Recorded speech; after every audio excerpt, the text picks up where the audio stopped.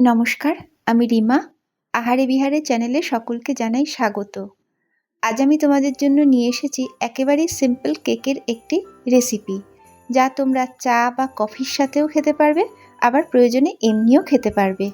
রেসিপিটি বানাতে একেবারেই খুব কম উপকরণ আমি ব্যবহার করেছি এবং যারা কোনোদিন কেক আগে করোনি তাদের জন্য মনে হয় আমার আজকের এই কেকের রেসিপিটি ভালো লাগতে পারে। তাহলে চলো ভিডিওটি শুরু করা যাক। কেক তৈরির জন্য প্রথমে কেক মোল্ডটা রেডি করে নেব। নিয়ে নিয়েছি কেক মোল্ড। কেক মোল্ডের বদলে যে কোনো অ্যালুমিনিয়ামের বাটি বা স্টিলের বাটিও তোমরা ব্যবহার করতে পারো।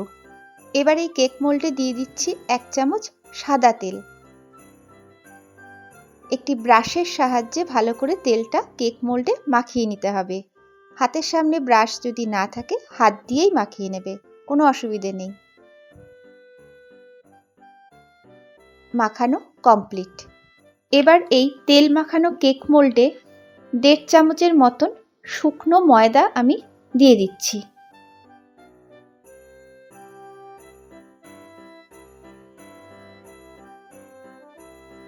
এবারে এই কেক মোল্ড বা বাটি যেটাতেই করো সেটা ঝাঁকিয়ে ঝাঁকিয়ে ময়দাটা পুরো বাটির মধ্যে বা কেক মোল্ডের মধ্যে মাখিয়ে নাও, যাতে এতটুকু জায়গায় তেল ভাব না থাকে, শুকনো ময়দাতে যেন ভরে থাকে, তাহলে কেকটা ডিমোল্ড করতে সুবিধা হবে। আর যদি বাটার পেপার ইউজ করো তাহলে তো খুবই ভালো। তেল মাখানো মোল্ড বা বাটিতে বাটার পেপারটা দিয়ে দেবে, তারপর আবার অয়েল ব্রাশ করে নেবে, দেন ব্যাটার ঢালবে, হয়ে যাবে।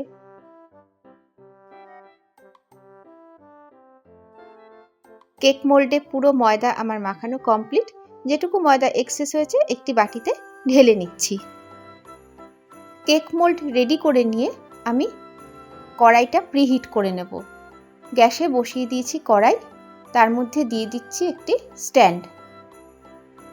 আমি 10 মিনিটের মতন ঢাকনা দিয়ে ধিমে আঁচে রেখে দিলাম। এবার কেকের ব্যাটার তৈরি করব। নিয়ে নিয়েছি একটা মিক্সিং বোল। এদিকে একটা ডিমও নিয়ে নিয়েছি। ডিমটা ফাটিয়ে বাটিতে দিয়ে দিচ্ছি।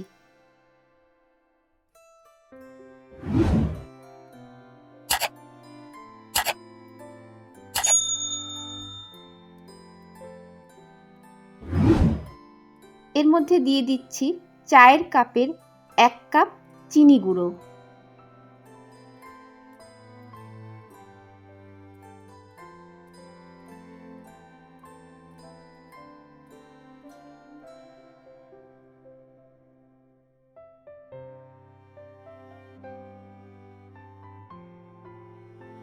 ডিমের সাথে চিনির গুঁড়ো খুব ভালো করে একসাথে ফেটিয়ে নিচ্ছি বা মিশিয়ে নিচ্ছি।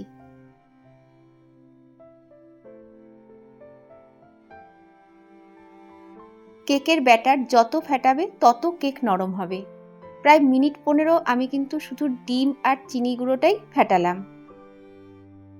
ডিমের আষ্টে গন্ধ যাতে না পাওয়া যায় সেই জন্য দিয়ে দিচ্ছি এর মধ্যে 1 চামচ ভ্যানিলা এসেন্স। ভ্যানিলা এসেন্স দিয়ে একসাথে ফেটানো ডিম আর চিনির গুঁড়োর সাথে খুব ভালোভাবে মিশিয়ে নিতে হবে। খুব ভালোভাবে মেশানো হয়ে গেছে, দেখতেই পাচ্ছ কালার চেঞ্জ হয়ে গেছে। এবারে নিয়ে নিয়েছি একটা স্ট্রেনার। মিক্সিং বোলের উপর স্ট্রেনারটা বসিয়ে দিলাম। দিচ্ছি চায়ের কাপের 1.5 কাপ ময়দা। যেই কাপে চিনি গুঁড়ো নিয়েছি সেই কাপেই কিন্তু ময়দাটা নিয়েছি। সঙ্গে দিচ্ছি চায়ের কাপের 1/2 কাপ গুঁড়ো দুধ। আরও সহজ করে বলছি, 10 টাকার গুঁড়ো দুধের যে প্যাকেট হয় সেই 1 প্যাকেট দুধ এর মধ্যে আমি দিলাম। অসম্ভব ভালো খেতে হয়। দিয়ে দিচ্ছি 1 চামচ বেকিং পাউডার।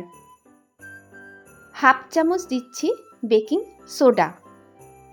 এবার সবটা একসাথে চেলে নাও।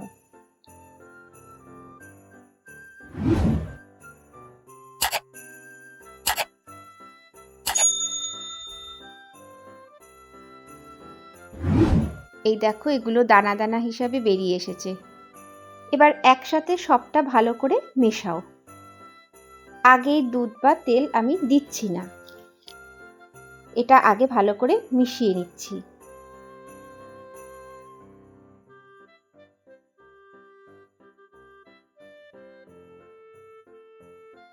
দিয়ে দিচ্ছি সেই চায়ের কাপেরই হাফ কাপ সাদা তেল। তেল দিয়ে ভালো করে এবার মিশিয়ে নিচ্ছি। আমি কিন্তু কেক বানাতে খুব পটু নই, ভুল ত্রুটি প্লিজ তোমরা মার্জনা করো। এবারে দিয়ে দিচ্ছি চায়ের কাপের হাফ কাপ নর্মাল টেম্পারেচারে রাখা লিকুইড দুধ। দুধ দিয়ে পুরো ব্যাটারের সাথে ভালোভাবে মিশিয়ে নিচ্ছি। আগেই দুধ বেশি করে দেবে না, যতটুকু লাগবে বুঝে বুঝে দেবে।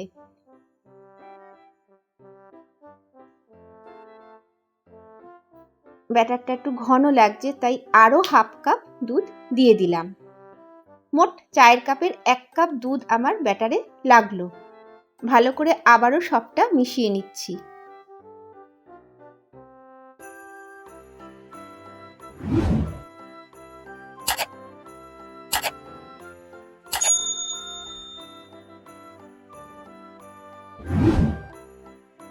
কনসিস্টেন্সিটা দেখো, এই রকম হবে।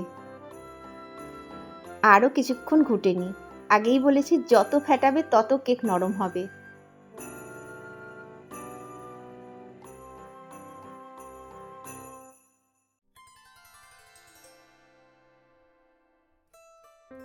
ব্যাটার একেবারেই তৈরি। এবার কেক মোল্ডে ব্যাটারটা ঢেলে দিচ্ছি।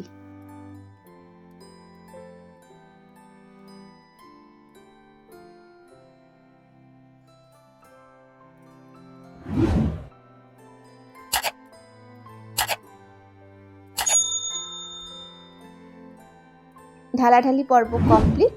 এবারে ভালো করে একটুখানি ট্যাপ করে নিচ্ছি, যাতে এতটুকু ভেতরে এয়ার না থাকে।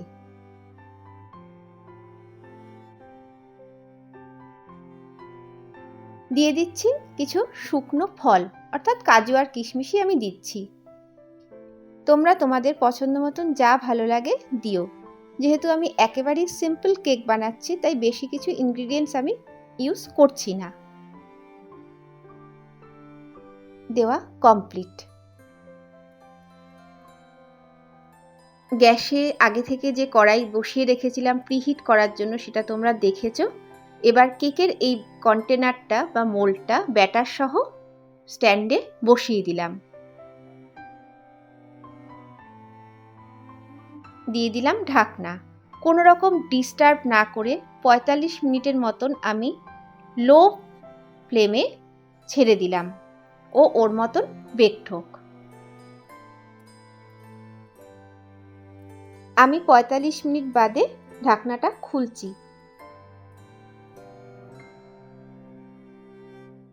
একটি সরু কাঠির সাহায্যে চেক করে নিচ্ছি। দেখো একদম কিন্তু পরিষ্কার বেরোলো, তার মানে কেকটা ঠিকঠাক বেকড হয়েছে। গ্যাস বন্ধ করলাম, নামিয়ে নিয়েছি। একটা সুতির টাওয়াল দিয়ে 10 মিনিটের মতন আমি ঢেকে দিলাম। ঠান্ডাটাও হবে তাড়াতাড়ি, আর এক্সট্রা ময়েশ্চার যেটা থাকে সেটা টেনে নেবে। 10 মিনিট পর টাওয়েলটা খুলে নিচ্ছি। পুরো ড্রাই। এবার ডিমোল্ড করতে হবে। তার আগে একটা ছুরির সাহায্যে কেকের মোল্ড থেকে কেকটা আলগা করে নিচ্ছি। অলরেডি আলগা হয়েই গেছে। এবার একটা প্লেট এর উপরে বসিয়ে পুরো উল্টে দিলাম।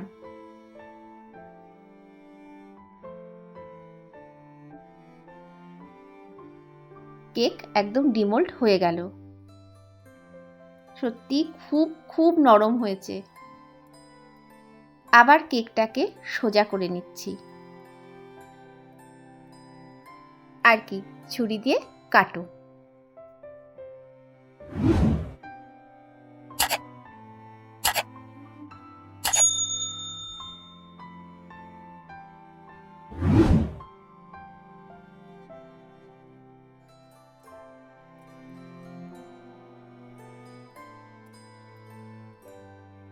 দেখো বুঝতেই পারছো যথেষ্টই নরম হয়েছে, খুবই নরম হয়েছে।